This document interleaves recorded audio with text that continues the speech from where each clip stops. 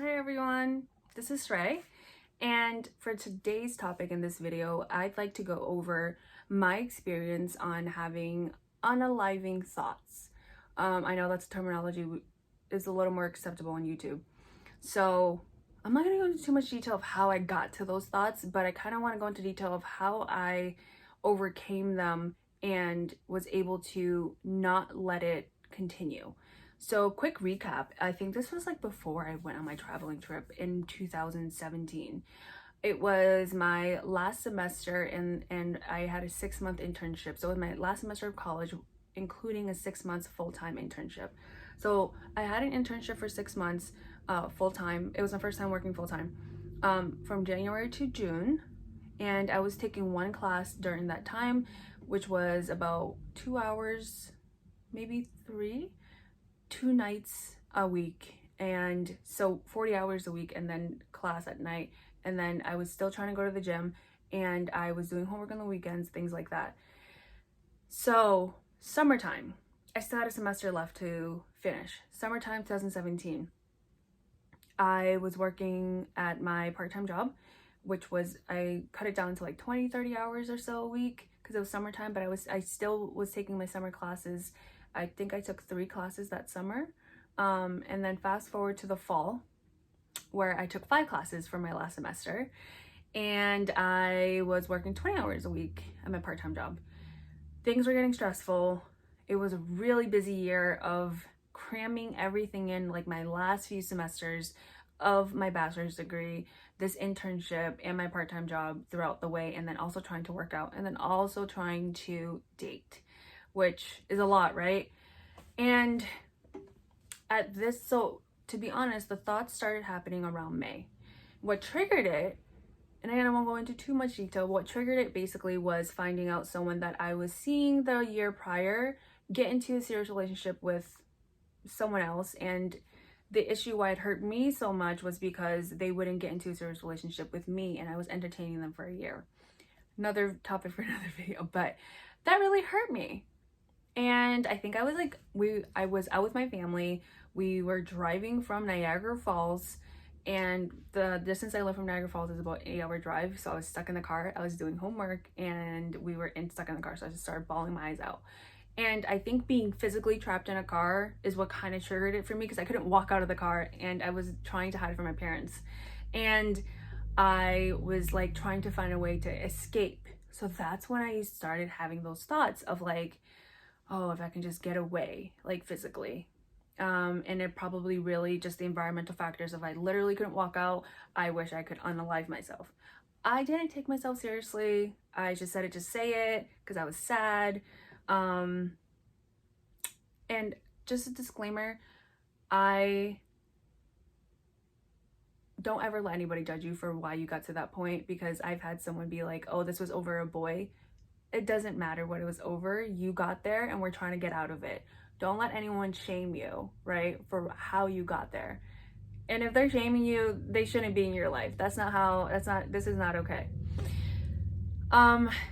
Anyways, so that was kind of how I started to deal with stress that year. Every time I was stressed about something, I would think of those thoughts. It started to become a habit of mine where I was crying over school or whatever I was stressed out about. It was a way of dealing with it, kind of like biting your nails when you're stressed. I know that's a habit of mine that I used to have, and a lot of people have, biting their nails. And one of my habits started to have those thoughts, and it started to become normal. And I never took it seriously. I never told anybody because I was like, it's just something I do. That's what I told myself. And fast forward to November. So this was like when things really got kind of rough, in the sense of I didn't really have any breaks. I was every day was either work, and I would work for a long shift, like 10 hours, or at class / the gym or homework. So end of November, the 13th day that I didn't have a break, I remember I had like 5 hours of sleep the night before, and I worked a 10-hour shift. I went to the gym. I don't know how I did it. I went to the gym for like an hour or two. Then I came home and I think I was fixing up a plate of food, and I got yelled at by my dad for not washing the dish, and that kind of broke me at that point. So lack of sleep, stress of my last semester, and a whole year, pretty much 11 months of stress of school, internships, heartbreaks.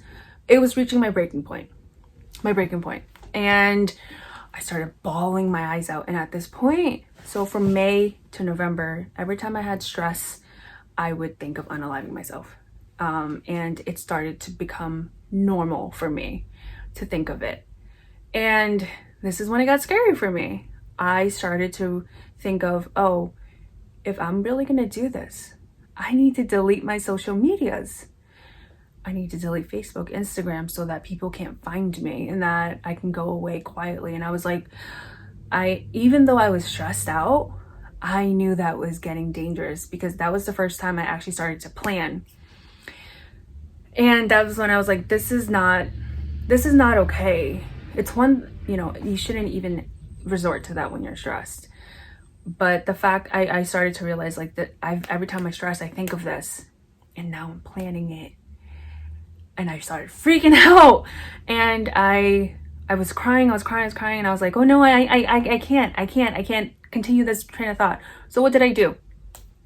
I looked up the suicide hotline, and I called them, and I had someone talk to me for about 20-30 minutes, and it was a very sweet man, and he calmed me down. He reminded me there's a lack of sleep.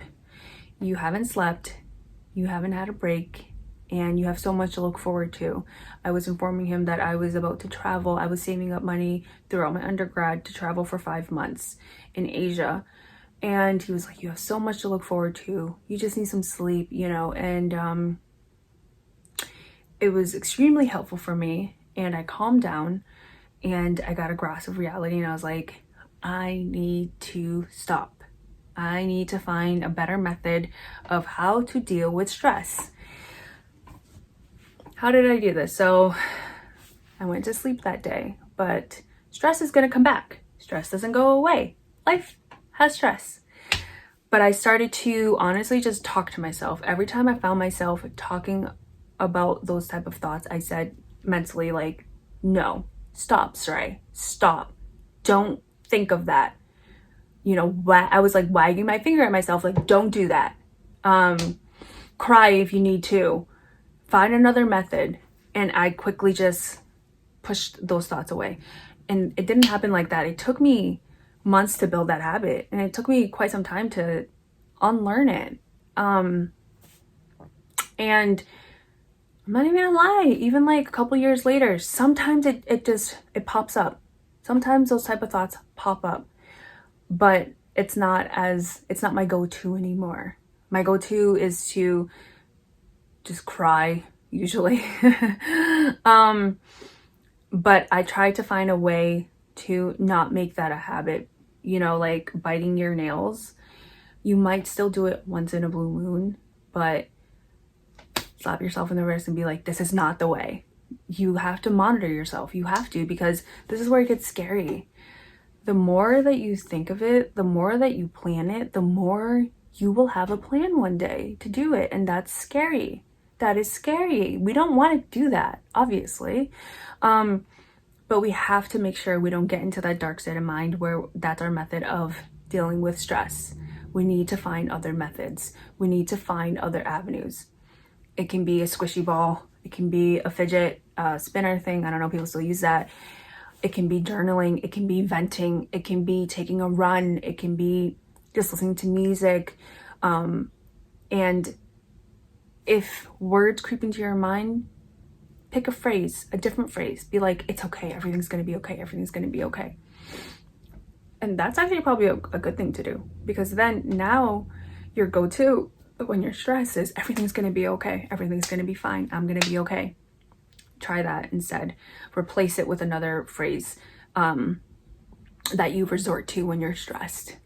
Tell yourself it's okay instead of those other thoughts. And I'm also just here to validate you, like, you're human. You having these thoughts, whatever caused you to have these thoughts, you're human. But it's very important to make sure it doesn't stick.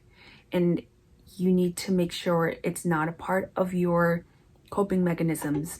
It's not a part of your routine. It's not a part of anything in your ways of dealing with stress, because the scary part is when you have a plan. That's when I realized, I was like, this is getting dangerous for me. This is not okay. And stick to what you discover. If it's music, pick it up right away. And again, if you find those thoughts creeping up, tell yourself, no, don't think of them. You literally just have to do that, and that's what helped me. And talk to a friend if you can. I know that I didn't when I was going through it, because I didn't take it seriously. I didn't think that I meant it. But again, when you start repeating a phrase over and over again, it starts to become real, and it starts to become a reality, and it starts to become a part of who you are. So practicing a different phrase, a different process of dealing with your emotions is extremely important. And you really have to give yourself grace, because this is just like anything else in life. Practice, practice, practice. It's not going to be easy. It's not going to be overnight, but it has to become a habit where you're doing it over and over, that it becomes natural. I like to compare it to a workout. If you work out for 20 minutes every day, or 3 times a week, whatever it is your pattern is, it's not going to hurt as much, and it's going to become normal. You're used to walking up 3 flights of stairs to get to your apartment. The more you do it, the more it's easy, you know? So if we can create negative habits, we can create positive habits. And if you're clicking on this video because you really are looking for methods of how to get rid of those type of thoughts, I'm telling you that it's possible. It's possible to get rid of them, and it's possible to get out of it.